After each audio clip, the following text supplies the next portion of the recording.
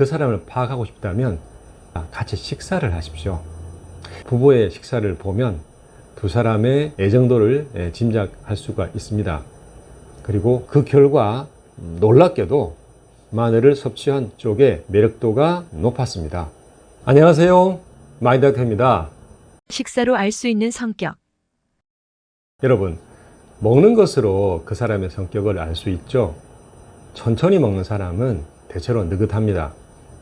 허겁지겁 먹는 사람은 성격도 좀 급한 편일 가능성이 높죠. 하나를 먹어도 신중한 사람은 평소 일 처리도 꼼꼼할 것 같습니다. 배만 채우면 되는 건데 아무거나 대충 먹자고 하는 분이 매사에 신중할 가능성은 좀 낮겠죠. 여러분이 그 사람을 파악하고 싶다면 차를 마시기보다 같이 식사를 하십시오. 옛날부터 이 중요한 만남은 거의 식사를 하면서 이루어졌죠. 이는 손님을 접대하는 우리 인류 공통의 문화이면서 또한 상대를 파악하는 시간이었습니다. 술까지 마시는 긴 식사 시간 동안 수많은 대화와 관찰을 통해 느끼고 생각하며 파악하는 것이죠. 요즘 지인을 초대해서 준비한 음식을 같이 먹으며 또 마시며 수다하고 친교하는 너튜브가 많은 인기를 끌고 있습니다.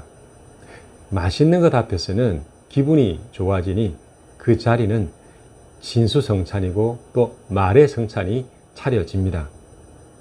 또 음식으로 그 사람 인격을 표현하기도 하죠. 그 사람 참 진국이다라는 표현은 진정성이 있어서 믿음이 간다는 뜻이 아니겠습니까? 먹는 모습으로 알 수 있는 두 사람의 애정도. 먹는 모습으로 두 사람의 친밀도와 교감의 정도를 알 수 있죠. 서로 사랑에 빠진 경우 식사 시간에도 가까이 붙어서 서로 먹여주고 참 정다운 모습이죠. 연애 시절 상대의 음식 선호에 맞추려고 노력을 하고 또 핫한 곳을 예약해서 데이트를 했습니다. 무엇을 어디서 먹는지 엄청 신경을 썼죠. 연인들이 식사하며 보여주는 그 눈빛들은 음식보다 서로를 더 먹고 싶어 하는 듯 느껴졌습니다. 마찬가지로 성관계에서도 정성을 다하고 상대의 반응에 신경을 많이 기울였을 것입니다. 사실 섹스하다는 영어 표현 중에는 가지다 have와 먹다 eat의 표현도 있으니까요. 음식을 먹고 또 연인을 먹는 그런 시즌 1이었습니다. 시즌 2 결혼 후. 결혼해서 시즌 2가 되어 부부의 식사를 보면 두 사람의 애정도를 짐작할 수가 있습니다. 그리고 혹시 파국이 일지도 예상이 가능합니다. 연애기간 사랑에 빠져 있을 때와 결혼 몇 년 차인 지금 두 사람의 식사 풍경이 좀 달라졌나요? 결혼을 하고는 식사가 일상이 되고 서로의 취향을 양보해서 타협한 식사는 계속됩니다. 그러니 식사의 온도는 낮아질 수밖에 없습니다. 두 사람의 애정 온도까지 내리막길에 접어들지 않도록 부단히 노력을 해야 합니다. 외식 등 식사 시간은 평소의 갈등을 풀고 충전하는 화해의 기회가 되죠. 그런데 이런 시도조차 시들해진다면 두 사람의 매너리즘은 정말 심각한 만성화가 됩니다. 서로를 지그시 바라보는 시간도 없어진다는 것이죠. 이런 현상과 비례해서 성관계도 거의 하지 않는 섹스리스 부부가 되고 마는 것이죠. 이제 각자 먹기 시작합니다. 서로 뭐든 타협했던 음식에 대한 양보에 이젠 참지 않고 신경질을 내며 자신의 식성으로 돌아가며 집에서 식사가 줄어듭니다. 기념일을 챙기며 이벤트 하던 식사는 이젠 웬일이 되어버렸죠. 식당의 노란불과 대화는 멈췄고 아마 각방을 쓰고 있을 수도 있어요. 이러면 안 됩니다. 다시 식사 시간부터 재가열하십시오. 주 1회는 연출하여서 위장에 새로운 자극을 주십시오. 마음은 위장을 경유한다라는 문장은 진실입니다. 식사 시간에 옆 사람을 즐겁게 해줄 스몰 토크 레파토리도 준비를 합시다. 스몰 토크, 즉 잡담의 중요성은 다른 시간에 말씀을 드립니다. 식사 온도가 차가워진 부부의 예후.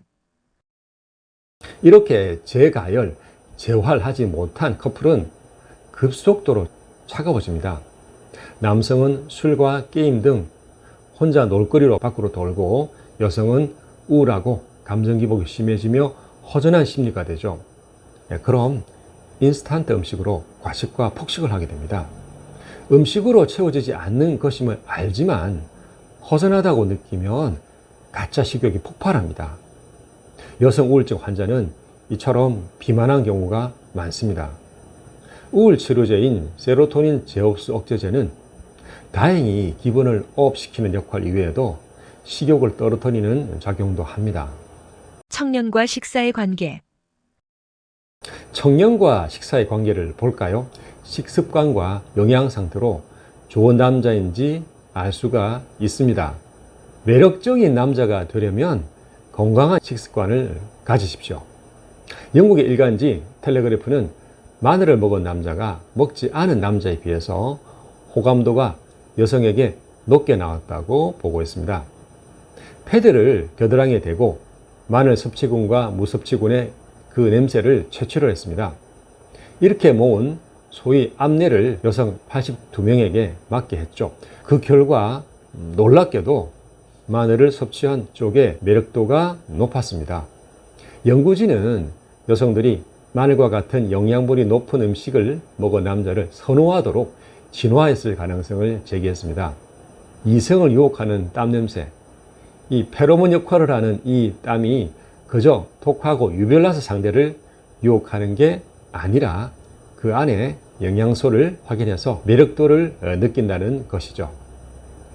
좋은 식습관 남녀가 사랑을 얻는다. 당장 우리는 마늘을 섭취해야 할 이유가 생겼습니다. 그러나 마늘 한두 쪽이 중요한 것은 아니죠. 편식을 하는 것보다 좋은 영양을 고루고루 섭취하는 남녀가 이성에게 더 호감도가 높아서 사랑을 얻고 정취할 가능성이 높다는 것입니다.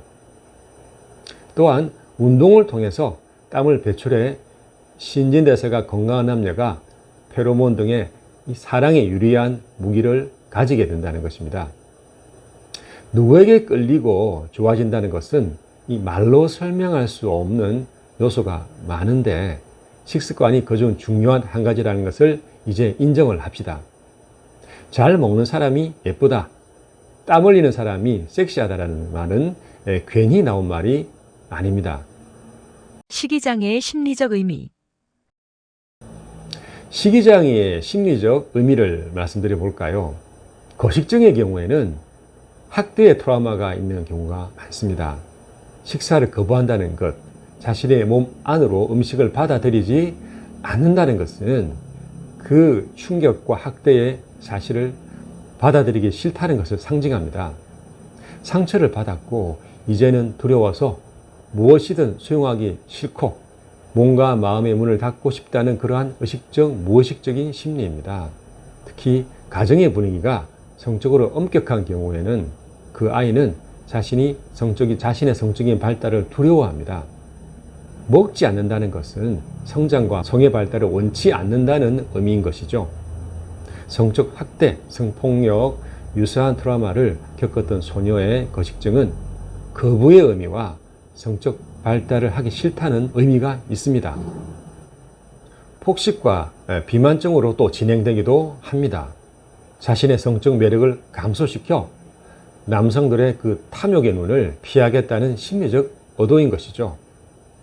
치료는 다이어트 약이나 식욕 정진 약으로 해결되는 게 아닙니다. 그 트라우마를 치유해서 그럼에도 불구하고 자신은 사랑스러운 존재이고 자신의 책임이 아니기에 자학하지 않도록 하는 것입니다. 자신의 몸을, 자신의 마음을, 자신의 일을 받아들이는 것입니다. 이제는 싸우지 말고 자신의 행복을 위해서 살아가는 것이죠. 사람들이 나를 어떻게 볼까?